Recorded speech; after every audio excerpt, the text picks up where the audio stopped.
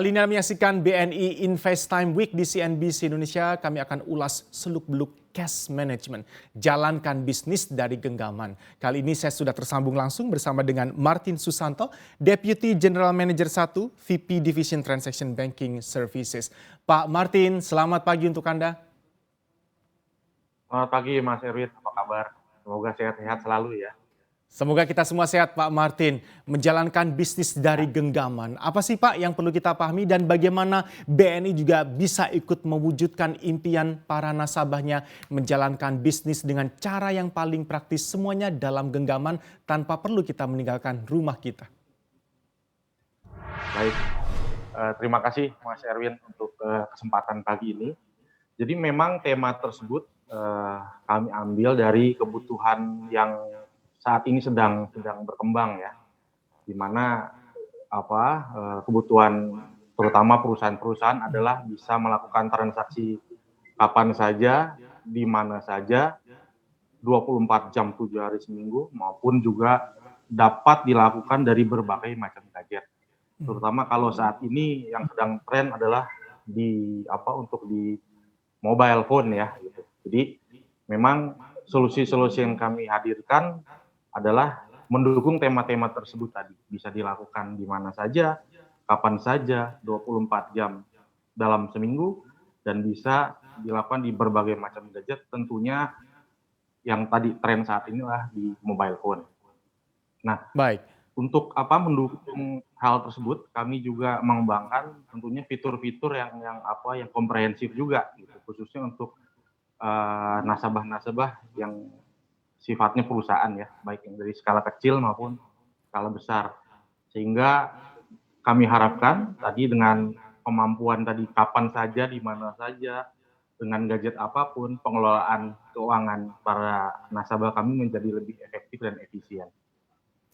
Baik, ini kita tadi juga sudah bahas Pak Martin mengenai cash management. Seberapa penting menurut pandangan BNI melalui pandangan Pak Martin Pak cash management di sebuah perusahaan?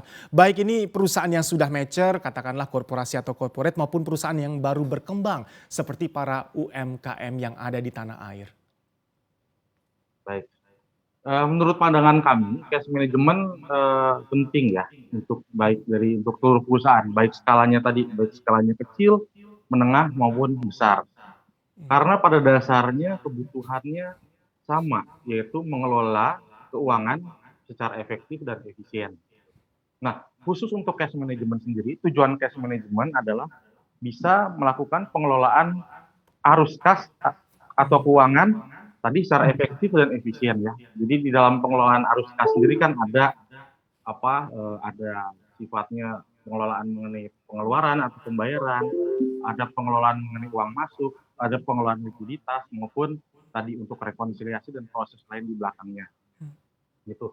Nah, kami melihat bahwa dengan kebutuhan tersebut, baik perusahaan skala kecil maupun sampai besar, kebutuhannya sama, otomatis cash management menjadi penting bagi seluruh perusahaan ya. Karena tujuannya sama, bagaimana mencapai tujuan perusahaan gitu ya. Untuk perusahaan-perusahaan sekelas korporasi yang dikatakan sudah mature atau mapan sih memang wajar ketika mereka sudah mulai banyak menggunakan cash management. Tapi untuk perusahaan-perusahaan skala menengah sampai ke skala kecil Pak, seperti UMKM dan sebagainya ini, Anda memandang seperti apa sih progresnya di tanah air? Apa yang diamati oleh BNI sejauh ini? Mungkin dari nasabah-nasabah Anda juga sudah mulai banyak bermunculan respon yang positif terkait cash management yang dilakukan oleh perusahaan-perusahaan skala menengah dan kecil ini. Ya, kalau kami melihat perkembangan terutama khususnya di BNI ya, bahwa terutama di saat-saat seperti sekarang itu justru perkembangan transaksi itu banyak disumbangkan oleh dari perusahaan di skala kecil maupun menengah, itu Mas Erwin ya.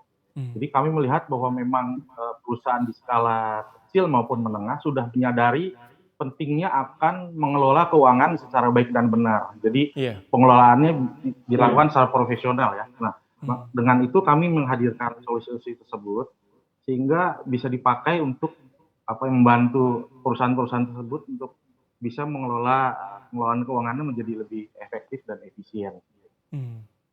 Tapi pendekatannya seperti apa sih Pak kalau kita berbicara antara gap perusahaan skala menengah ke atas dan besar dengan menengah sampai menengah kecil ke bawah? Bentuk cash manajemennya by definition apakah juga ada perbedaan-perbedaan pendekatan atau sebenarnya sama saja, fully applied aplikasinya bisa dilakukan di hal-hal dan aspek yang sama persis, berapapun skala perusahaan yang ada? Oke, kalau untuk penggunaan cash management sendiri kami lihat kurang lebih sama ya, karena tadi Mmm, kebutuhannya sama.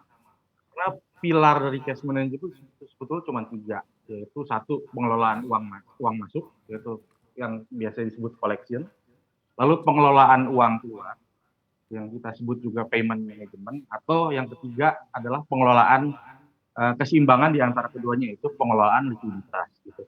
Nah, karena kebutuhannya sama, otomatis sebetulnya secara mendasar prosesnya kurang lebih sama. Hanya saja yang membedakan antara perusahaan tingkat korporasi maupun dari yang di sisi lain kecil dan menengah mungkin adopsi dari teknologi ya. Kalau mungkin ya.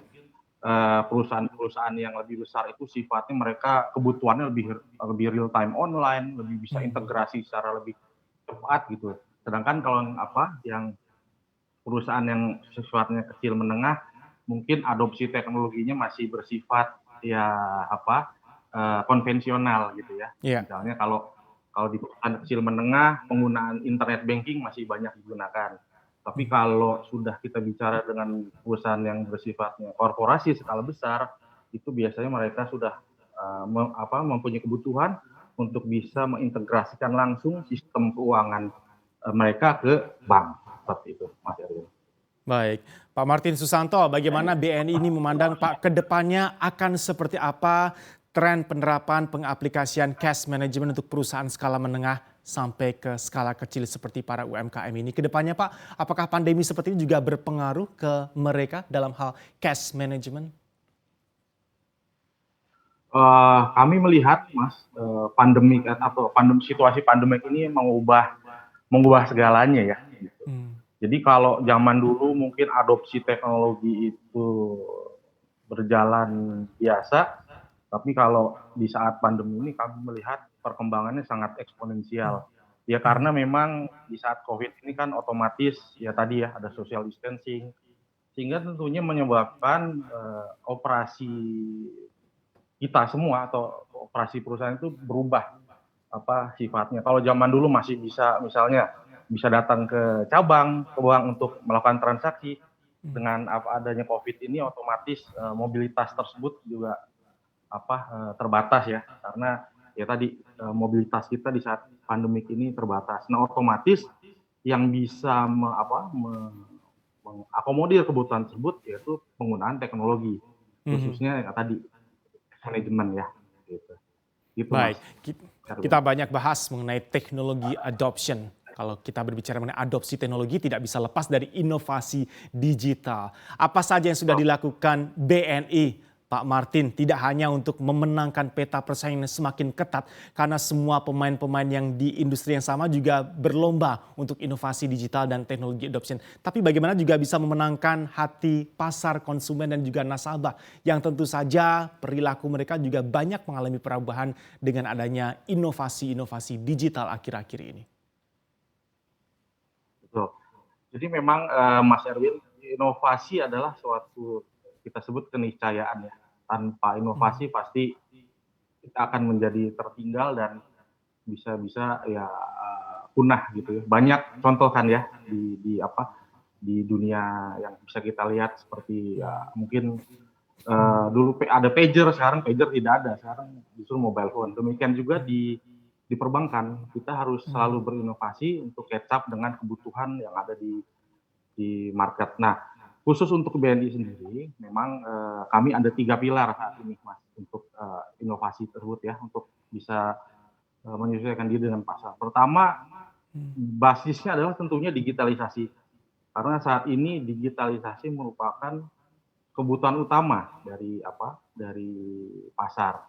Jadi kami mengembangkan solusi-solusi yang bersifat digital, di mana digital itu tidak hanya di sisi customer front facing-nya saja, tapi juga diproses di belakang kami. Sehingga sifatnya itu bisa seamless digital dari awal sampai akhir. Hmm. Itu pilar pertama kami. Nah, pilar kedua kami adalah tentunya untuk memenangkan hati nasabah adalah kami memfokuskan diri untuk meningkatkan pengalaman bertransaksi. Ya. Jadi tidak hanya mengembangkan solusi-solusi yang unggul yang bersifat digital tadi, tapi kami juga ingin memake sure bahwa adopsi dari nasabah kami juga terhadap produk dan solusi itu bersifat terintegrasi dan seamless. Contohnya kami kami memfokuskan diri juga untuk membangun tim khusus untuk bisa mengawal misalnya transisi atau kami sebut onboarding ke nasabah-nasabah kami. Juga kami membangun tim khusus untuk after sale service sehingga nanti jika terjadi sesuatu pada bertransaksi ada tim yang siap juga 24/7 untuk bisa menghandle masalah-masalah yang ada. Itu pilar kedua.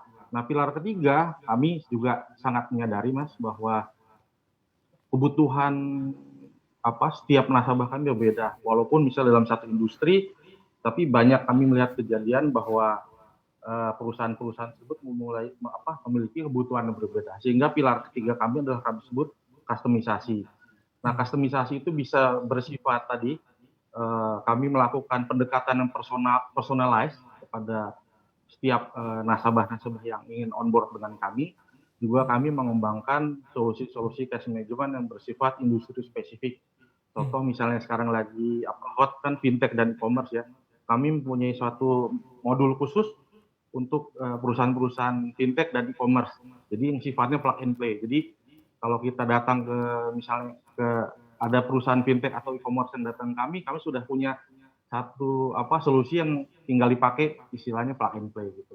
Demikian juga kami mengembangkan solusi tersebut untuk industri lain seperti misalnya healthcare, consumer good, retail dan beberapa industri unggulan lainnya.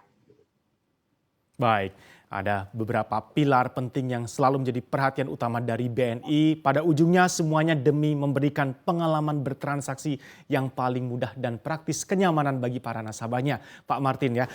Install aplikasi kami CNBC Indonesia di Google Play Store dan App Store untuk mengikuti perkembangan terkini berita bisnis dan ekonomi.